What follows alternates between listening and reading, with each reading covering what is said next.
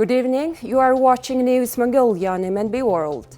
I'm your host Jugdur Gambold, and from our top stories. In 2022, the total foreign trade turnover increased by 32%.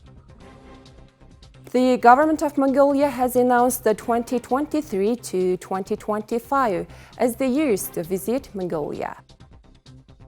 Democratic Party of Mongolia elects its new leader. For the news, stay tuned.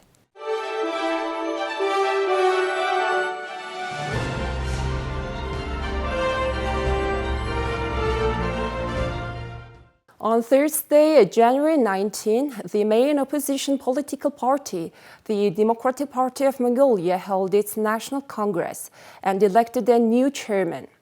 A total of 4 people were nominated for the position of leader of the Democratic Party, including Member of Parliament Adentuya, former Minister of Finance Bayırsokt, former Education Minister Gantumur, and Narantuya.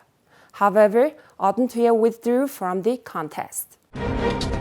Former Member of Parliament Gantumur led the contest with 152 votes, followed by Bayırsokt, who got 129 votes, and Narantuya got 12 votes, after counting all the votes. After the 1990 Democratic Revolution, Mongolia became a country with a multi-party system. On 6 December 2000, 5 political parties, including the Mongolian National Democratic Party, Mongolian Social Democratic Party, and others merged and established the Democratic Party of Mongolia. The main problem Mongolia faces nowadays is poverty. In order to eliminate poverty, the opposition party must become strong and effective. It must become a strong policy maker and work closely with the people. In the 2012 parliamentary election, the party won 34 seats in the country's 76-seat unicameral legislature, which was only a handful short of the simple majority, and the government by negotiation was formed, jointly with the Mongolian People's Party. The party suffered a severe loss in the subsequent parliamentary election, with the opposing Mongolian People's Party obtaining a supermajority in parliament in 2016. Since that 2016 election, the majority in parliament is maintained by the Mongolian People's Party for the 7th consecutive year. Now let's take a look at Mongolia's trade report provided by the National Statistics Office. In 2022, Mongolia traded with 160 countries from all over the world. And the total trade turnover reached 21.2 billion US dollar, of which exports were 12.5 billion US dollars and imports were 8.7 billion US dollars. The total foreign trade turnover increased by 32% or 5.2 billion US dollars. Exports increased by 35.7% and imports increased by 27.2% compared to the same period of the previous year.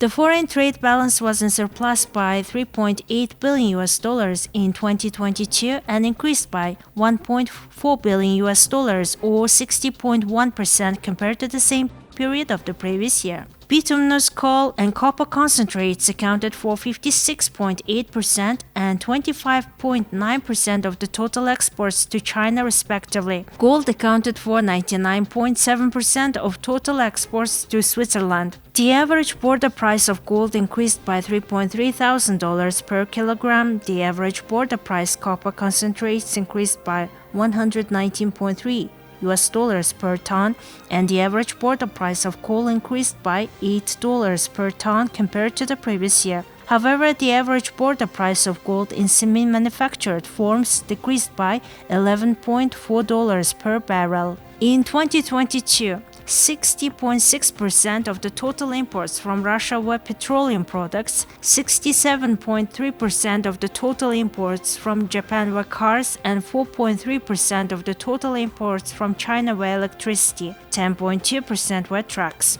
The $1.9 billion increase in imports over the same period of the previous year was mainly due to $369.6 million increase in diesel, $170.2 million increase in petrol, $191.1 million increase in cars. Exports of mineral products, natural or cultured stones, precious metals, jewelry, and textile articles products made up 97% of total exports.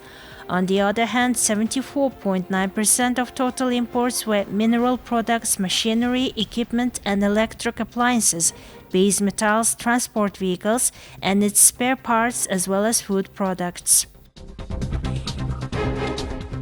The Government of Mongolia has announced that 2023 to 2025 is the years to visit Mongolia. 6 government sub-working groups have been established to work on the campaign.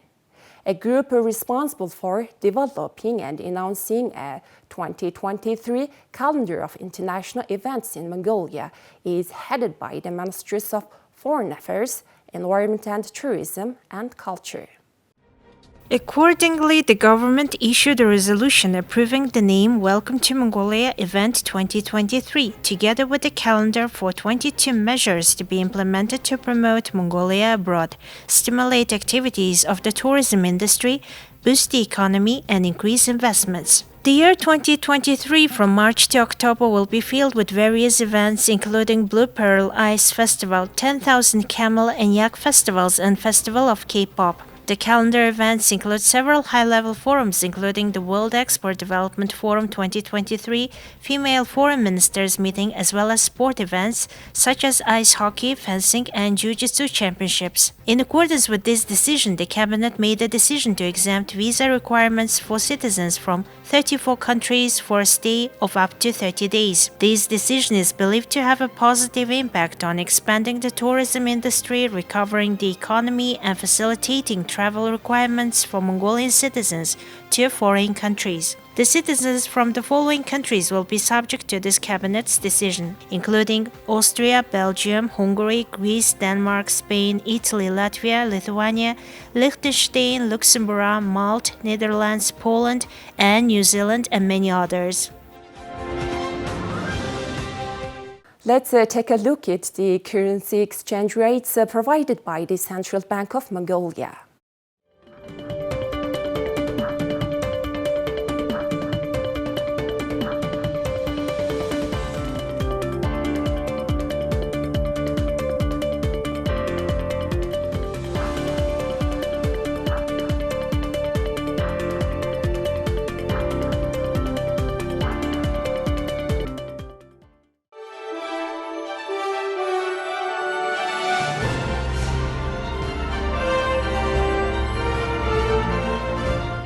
Now here comes foreign news, partnered with international news agencies. 2 Iranian-born Swedish brothers were given lengthy prison sentences on Thursday for spying for Russia and its military intelligence service, GRU, for a decade in the Scandinavian country's biggest espionage case in decades. The oldest of the 2 naturalized Swedes, Peyman Kia, was sentenced to life, while his younger brother Payam Kia was sentenced to 9 years and 10 months. They had appeared before the Stockholm District Court, where they faced charges of gross espionage for having worked jointly to pass information to Russia between September 28th of 2011 and September 20th of 2021. A life sentence in Sweden generally means a minimum of 20 to 25 years in prison. It is about an unauthorized acquisition, promotion, leaving, or disclosure of sensitive information, and this information must be of such importance that it could lead to a loss for Sweden's security if the information were to be disclosed, said Chief Judge Mans Vigen during a news conference following the verdict. Throughout the trial that was held behind closed doors, both men denied any wrongdoing. Much of the evidence presented and material from the preliminary investigation is secret. Between 2014 and 2015, Pimankia, 42-year-old, worked for Sweden's domestic intelligence agency, but also for the country's armed forces. Swedish prosecutors alleged that the data they gave the Russians originated from several authorities within the Swedish Security and Intelligence Service, known by its acronym SAPO. Pimankia reportedly has worked for the Armed Forces Foreign Defense Intelligence Agency, known in Sweden by its acronym MUST, and worked with the top secret unit within the agency that dealt with Swedish spies abroad, according to Swedish media. Pimankia was arrested in September 2021 and his brother in November 2021. Both denied any wrongdoing, their defense lawyers told the court. Pimankia, 35-year-old, helped his brother and dismantled and broke a hard drive which was later found in a trash can when his brother was arrested, according to the charge sheet obtained by the Associated Press. In 2017, a preliminary investigation was launched after Sapa had become suspicious of the former employee and suspected there was a mole within Sweden's intelligence community. The case is believed to be one of the most damaging instances of espionage in Sweden's history because the man had compiled a list of all the employees within SAPO. South Korean President Yoon Suk-yeol said on Thursday his country will lean on nuclear energy to meet its climate goals, and promoted his country's industries' push to sell its nuclear power technologies to other nations. Speaking at the World Economic Forum session in the Swiss ski resort of Davos, Yoon also called for international solidarity to restore stability in international supply chains he said had been undermined by the COVID-19 pandemic and Russia's war on Ukraine, as well as technology competitions and trade barriers. Yoon said South Korea is also seeking to develop hydrogen as a clean energy alternative, which he said would be effective in reducing emissions in industries such as steelmaking, chemicals, and maritime transport. Yoon's goals to increase the share of nuclear power in the country's energy mix-up is a clear departure from the policies of his predecessor Moon Jae-in, who had sought to reduce the country's nuclear reliance. Clean hydrogen is now receiving attention as a game changer for future energy. In hard-to-abate sectors such as steel, chemical and shipping industries, hydrogen can be a solution that plays a key role in achieving the goal of carbon neutrality. To this end, the Middle East and Europe, that have great potential for green hydrogen production, and the countries with advanced technologies in utilizing hydrogen, such as Korea and Japan, need to cooperate with each other. Global interest in nuclear power has increased as governments face greater pressure to cut carbon emissions while also grappling with soaring fossil fuel prices worsened by pandemic lockdowns and Russia's war on Ukraine. South Korea, a major producer of computer memory chips, has struggled to strike a balance between its ally United States and China, its biggest trade partner, amid their intensifying rivalry over technology and regional influence. While Yoon said it would be an inevitable choice for South Korea to cooperate with countries that shares common universal values, he also said such cooperation should not result in trade blocs or the exclusion of certain nations, apparently referring to China.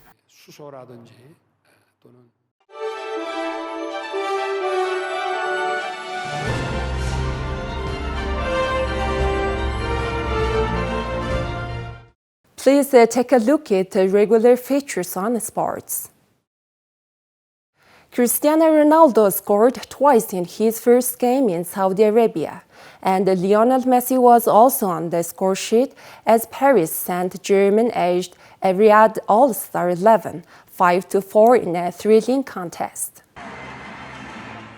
The exhibition match in the Saudi capital saw two of the greatest players of all time sharing a pitch together for possibly the final time. Messi opened the scoring and Ronaldo netted twice for a 2-all at half-time. Both players were substituted off just after the hour mark. The two PSG centre-backs were also on the score sheet as Sergio Ramos added to Marquinhos' delightful finish in the opening period. But the French side played much of the game with the 10-men as Juan Bernat received a straight red card for holding down Saudi international Salim El Dawsari, and Neymar also missed a penalty in a breathtaking first half. Jang Hyun-so's header drew the All-Star 11 level at 3-all, But Kylian Mbappe's penalty and substitute Hugo Ekitike's composed effort put PSG out of sight. Anderson Talisca drilled in a long-range cancellation late in injury time, but there was not time for a dramatic equalizer. Ronaldo has had to wait for his debut since a big move to Al Nassr because of a suspension from his time at Manchester United. But he'll make his competitive debut for his new side on Sunday when they host Ettifaq at Marseille Park. So how fitting it was for the first time in the Middle Eastern country, a high-profile and hugely competitive friendly was against his old foe Messi, who lifted the World Cup in neighboring Qatar just a month ago.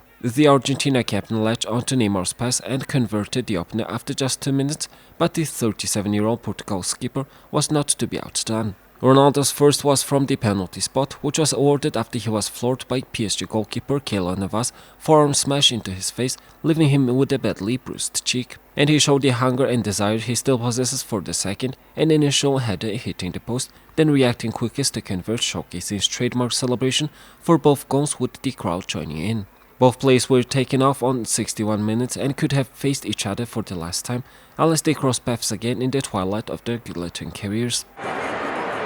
Andy Murray fought back from 2 sets down to beat Thanasi Kokinakis in an absorbing Australian Open encounter that finished after 4 a.m. local time on Friday morning.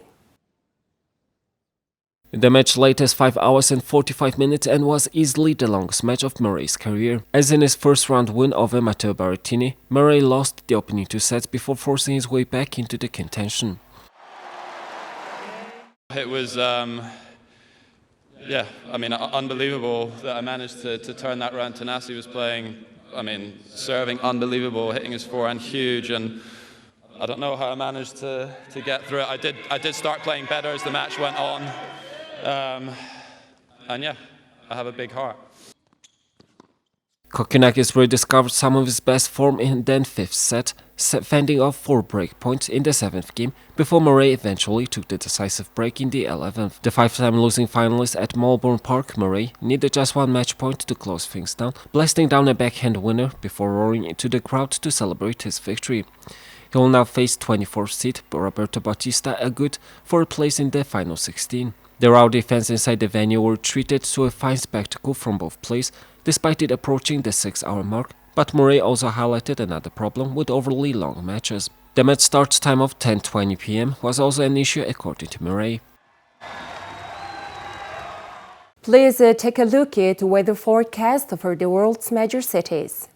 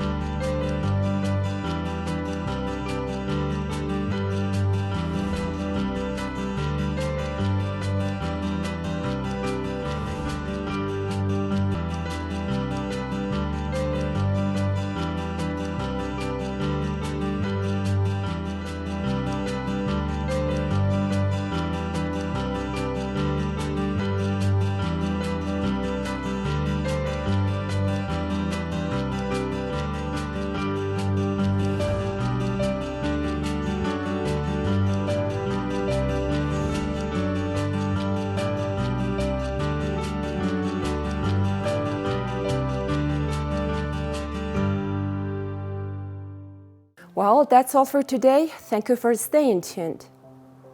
We'll see you next time with more news and updates. Have a nice day.